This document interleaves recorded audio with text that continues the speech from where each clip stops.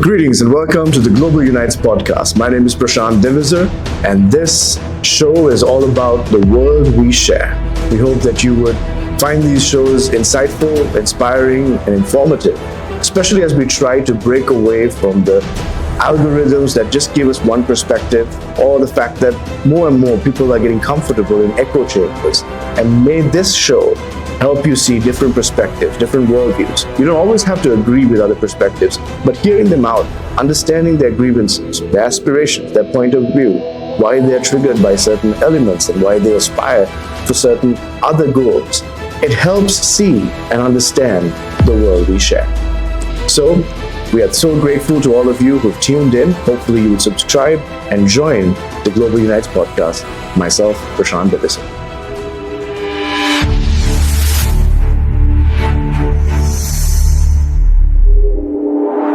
We can see that it continues to become a huge challenge, not just for the people who are living within Iran and the Gulf states, and especially in Tel Aviv as well, but to the whole world now with oil prices and the fear and the uncertainty of what will this war cause.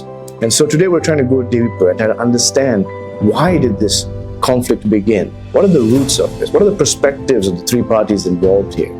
And at the very end, we're going to look at what are the potential scenarios at the end of this, the best case scenarios and the worst case scenarios. How do we prepare for it? So stay tuned. Let's go deeper into understanding the conflict between Iran, Israel, and the United States.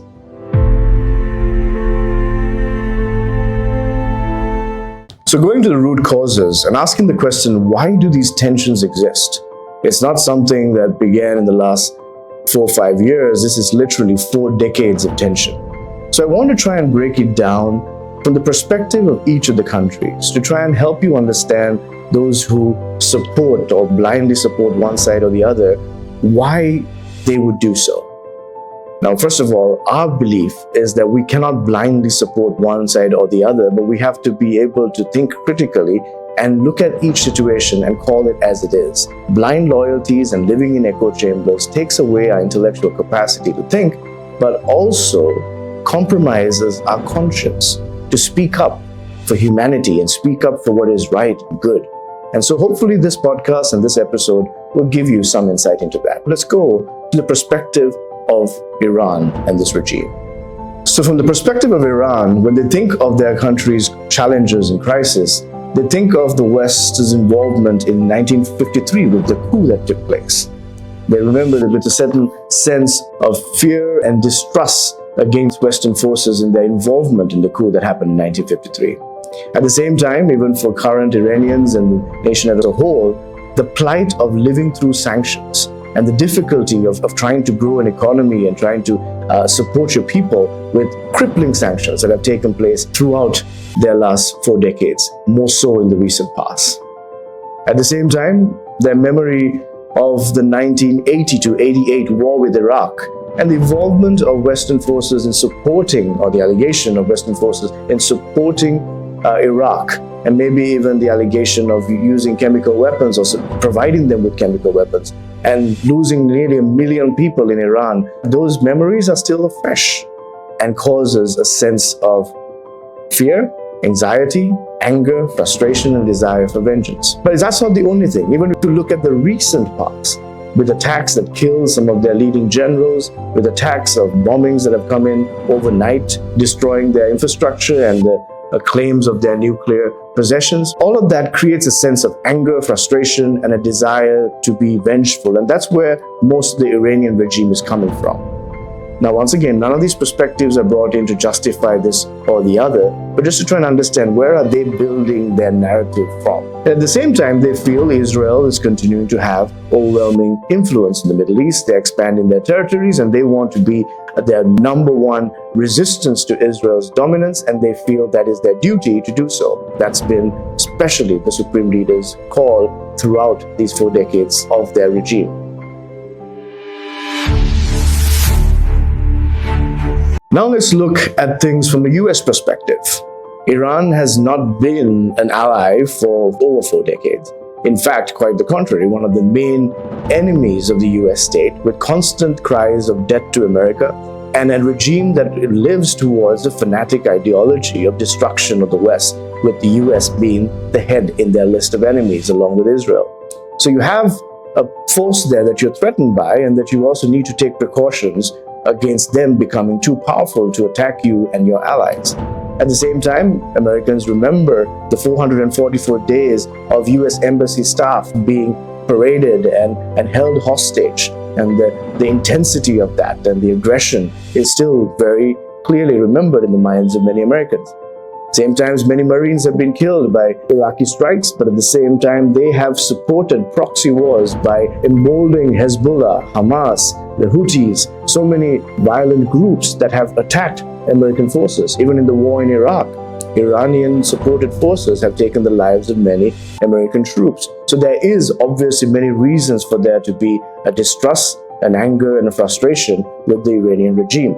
Another few reasons for the American perspective to have this animosity and aggression against Iran is also the fact of constant threats against saying that there will be attacks on the US. Even recent intelligence that suggests that the Iranians were working with the Venezuelan government, with Maduro at the time, to try and launch attacks to the US from Venezuelan soil. So all these intelligence causes the Americans to neutralize a threat before it becomes a significant challenge to the homeland. In addition to that, there have been multiple attempts to take the life of President Trump. According to many sources, and especially President Trump himself, Iran has tried at least twice to assassinate him. So these acts of aggression have been seen as reasons to act soon before it's impossible to act. And their growing ballistic missile and drone capacities have been other reasons for the US to take an aggressive start. That's the perspective from a US point of view. Now let's look at an Israeli perspective. Israel being the smaller nation in the Middle East, surrounded by many nations that are not thrilled about their existence, about the way that they came to being, especially after 1948. And there has been tense relations and a constant threat on Israel's existence. Many nations in the Middle East ask for a complete annihilation of Israel and their right to exist. And in fact, Iran leads the call. Iran has been the strongest threat to Israel's existence and has been threatening Israel for 4 decades. And the tensions have always lingered as a result of that.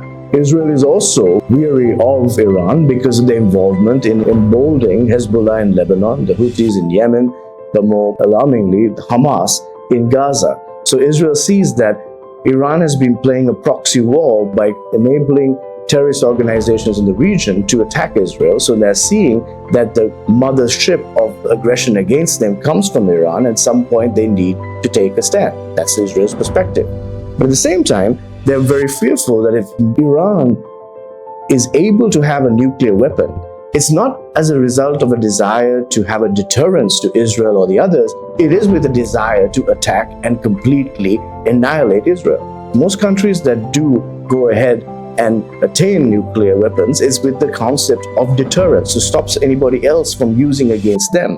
But with the regime that has been chanting death to Israel for 4 decades and has a time clock in the city of Tehran waiting for the destruction of Israel, them being close to having a nuclear weapon is devastating for Israel. And that's their perspective, and that's why they feel you need to engage before it's too late and the entire nation is wiped out. So that's the perspective from the Israeli government. Now I would like to look on criticism of all these nations right now from different quarters. Let's start with Iran once again. One of the major criticisms is the dictatorial regime. 80 plus million people have been living under Ayatollah Khomeini and his father before him and his son after him. It's been an iron grip regime, and millions of protesters have hit the streets saying they want freedom, they want democracy, they want rights, especially the rights of women that have been abused. We've had so many stories of women who've been killed just because they didn't adhere to the cultural police and the laws that have been imposed upon. Iran was not some backward country. Before 1979, they were one of the most progressive nations in the region. They were educated, especially women had freedom. And so that has been a huge cry from within the nation and around the world of Iran's grip. At the same time, those dissenting voices have been pushed out of the country. That's why the Iranian diaspora is very vibrant around the world, and they are raising their voice. So that's one of the major criticisms of the regime. And the other allegation is this fanatic ideology that wants the destruction of others, the existence. In fact, some experts say Iran needs to make a decision. Are they a cause or a country? Are you just living for one cause, the death and destruction of the West and Israel? Is that what you live for? Do you have a greater vision for your nation and your people? What do you exist for? And this revolution, the idea of revolution, of constantly bringing down regimes and that to be your running cry, when that was 2.5 decades ago. And since then, the same family has been in power. That it's not the kind of governance that was promised. So these are some of the allegations on Iran, but at the same time, the fact that they are determined to have a nuclear weapon may have not been trusted working in good faith when it comes to negotiations about their desires for a nuclear weapon. And all of these allegations continue to be thrown at Iran. Now, that is the perspective of those who oppose Iran and this regime. And we are also not sure how many of their population actually has a dissenting voice against this regime. Some estimates say that maybe 81% of Iran's population wants a change. Now, we'll never know that to be true until there are elections, but this is a massive criticism of the regime. A final criticism that keeps on going is the way Iranian lifestyles and Iranian accomplishments have dwindled over the last 4 decades in comparison to who they were and the economic prowess they had. In fact, before 1979, at one point, they were having economic growth rate per year of over 10%, and now down to a GDP of just 4,000, with a country that's oil-rich and so many resources, a highly intelligent, highly educated population. They managed to keep the literacy rates high, but the questions remain. Why has this country had to suffer because of a regime without a vision for all its people and truly working with the international community with mutual respect and trust? So those are the allegations and the concerns and criticisms that have been landed on Iran.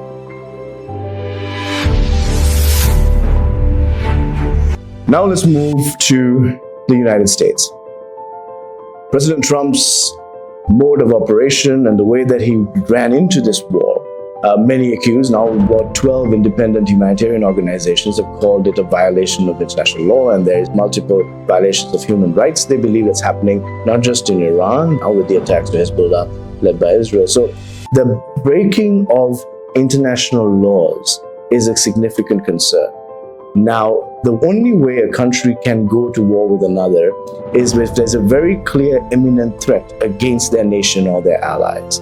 And also, there are other indicators that need to be looked into. But the United States did not do that, did not prove any evidence without a shred of doubt to go in and attack at this time. It seemed to be made in haste, and even criticism within the Republican Party and obviously a large number of Americans is this a war that America needs to get into right now? Were they dragged into this? What was the purpose of this? That continues to be a question that's asked. Another concern laid towards the Americans right now is the fact that collateral damage continues to happen in war, and America is not taking accountability to what has taken place. Just within the first day of the war, having over 100 young girls being killed as a result of the war, which collateral damage, there's still no accountability, there is no still clear acknowledgement, and that kind of lack of empathy towards the average citizen within the country questions their motives of trying to liberate the country or saying so. Finally, the biggest allegation is there is no clear why. Why is the United States engaging right now? Is it about liberation? Is it about the nuclear threat? Is it about the ballistic missiles and the drones and the growing capacity that could be a threat? Is it about the oil? Is it about working for Israel's call? Whatever it is, it's not clear, and the end game is also not clear. These are the criticisms that have been raised against the United States. Now let's move on to Israel. What are some of the main criticisms towards Israel? Number one, following October 7th's attacks within Israel, Benjamin Netanyahu and his administration have taken a very aggressive, violent stance against their opponents, whether it was Hamas or collateral damage as they saw innocent civilians that were caught in the crossfire. And being okay with taking brutal stance of taking lives just to go after a few terrorists being okay with children and innocent civilians being caught in the crossfires is concerning. And a lack of remorse, a lack of sensitivity towards that. Yes, there was pain and injustice caused upon Israel on the 7th of October, but was this a proportional response? And yes, I know there are different opinions on proportional response, but still, that attitude and then moving on to now attack Iran, not really concerned about collateral damage, not really thinking about the future here, has been a consistent accusation against Israel. But at the same time, Israel is fine even if Iran completely collapses. Not just the regime, Iran as a nation, if they're completely decapitated by these attacks, Israel is fine because it's no longer an organized threat against them, much like Syria has become. Israel is not trying to be involved in nation building. This administration with the US is also not looking at nation building. But still, that remains the concern is, are you looking for the well-being of the Iranian people? Is that truly your cause? Or are you doing anything to just completely destroy this regime and this nation? Those are the concerns and the criticism. Now, once again, no one needs to completely agree with any criticism or any narration of the story from other sides, but it's important that we understand different perspectives. So now I wanted to listen to a few media experts who have been studying this region and hear their perspectives and how they have echoed some of these concerns. Let's first listen to Farid Zakaria talking about Israel and their engagement and his concerns that he's raising. Iran is a country that could easily explode, as Tom Friedman has written. It's filled with ethnic groups, Kurds, Armenians, Azeris, with ties to neighboring countries. They've lived peaceably together, but as history demonstrates from the Balkans to Iraq, when order collapses and a power vacuum develops, people retreat to their tribal groups and lose trust in others. And that's how a civil war begins.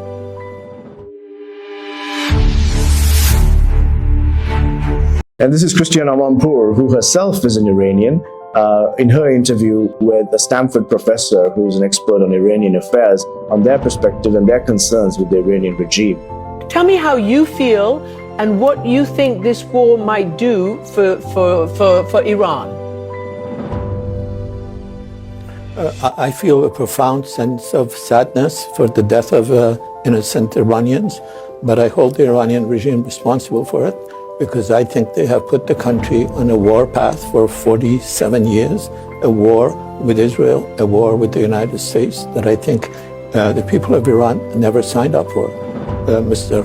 Khomeini lied to the people of Iran, promised democracy, and delivered what you, I think, aptly called draconian despotism. And people have been fighting this regime for almost 46 years. And thus, seeing these innocent lives, the destruction of property breaks, I think, any Iranian's heart as it breaks mine. But I cannot forget that less than 3 months ago, this brutal regime killed at least, according to its own numbers, 100 innocent Iranians.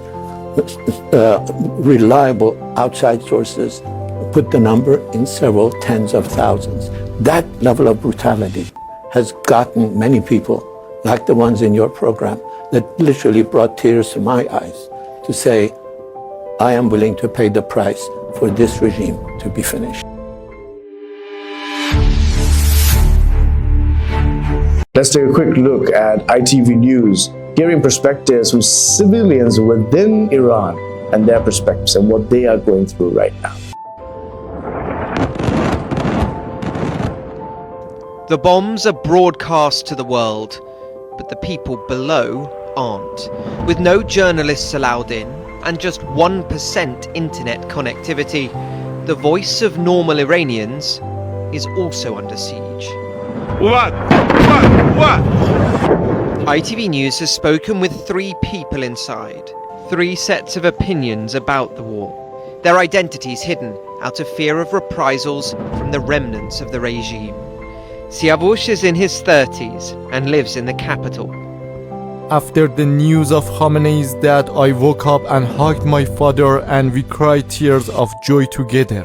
These past few days I'm experiencing the best days of my life.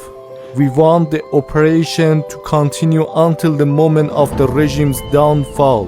But the regime's forces are everywhere. Checkpoints are everywhere. There are agents everywhere. The entire governing structure has been mobilized to save the Islamic Republic. I hope the United States finishes the job and Israel as well. I hope it happens as quickly as possible. We already have the best person to replace the regime, Prince Reza Pahlavi. Babak is in his 30s and also lives in the capital.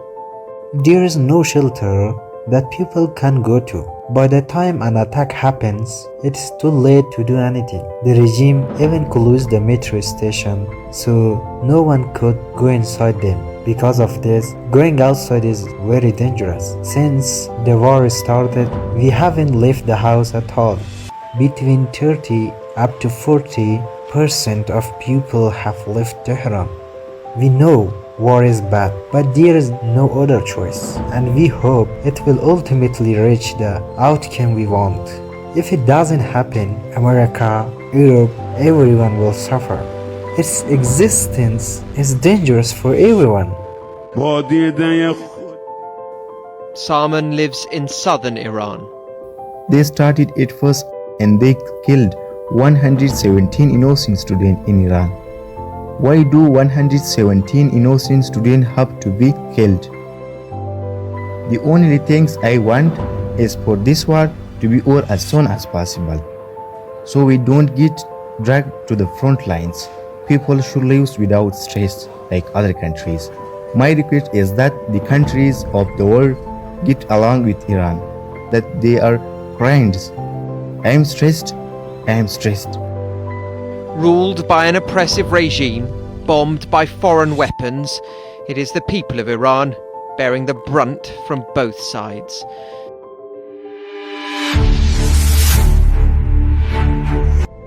Finally, what does this all mean? Whenever war takes place, there are no winners. In fact, it's the ordinary people who suffer. In fact, it's never the people who called on war or called on death and violence to each other who actually suffer. It is the common man. So before we pick sides and say this side is right, this side is right, we're going to pick a side here, let's take the side of the innocent civilians, whether they are in Tehran or Tel Aviv or in UAE or in Saudi Arabia, wherever they are. They should be our concern. And yes, we can have opinions and concerns that we can raise about different regimes and what they are up to, but let's always be informed of the different perspectives, the different sides of the story, so that we can understand things more holistically. So where will this end? Best case scenario, the both sides or all the sides involved realize that it's taking too much money and time and risk, and oil prices are skyrocketing across the world, that they try to tone down. Everyone will go for a diplomatic solution and claim to be the winner. Everyone will say they won and they'll walk away and none of the problems will be solved. Actually, that seems like a best case scenario that we will see. The worst case scenario is that this becomes a prolonged war. There is millions of lives lost. The economies of the world will be impacted as a result of it, not just in Iran and the Gulf states, but as a result of oil for the whole world. And this could drag in many more countries into the conflict. That's a huge risk. That could be the making of a World War III, which none of us want.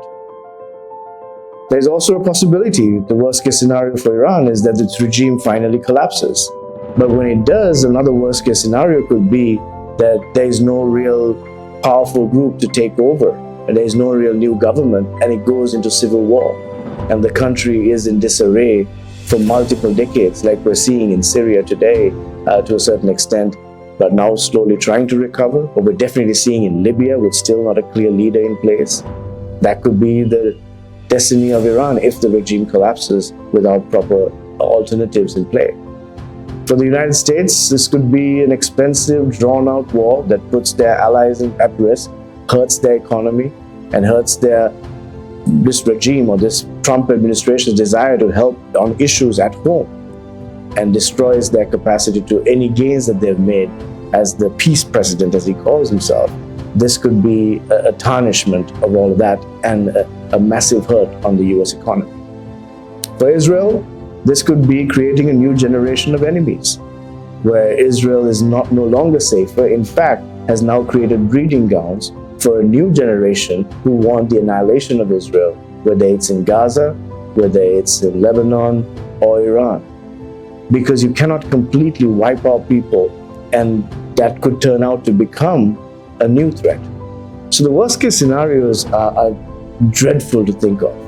But our hope and prayer is that there is an end to the violence and hope for sustainable peace in the Middle East. For the right leadership to step up, leaders who care about their people, who have a vision for their people and serve their people, but also have the capacity and the intelligence to work with their neighbors and the global community and build thriving societies for their nations.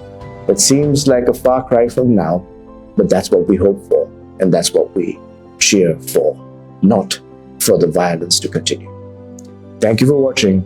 This is the Global Unites podcast, talking about the world we share. My name is Prashant Divizar. Join us again for a new episode next time around.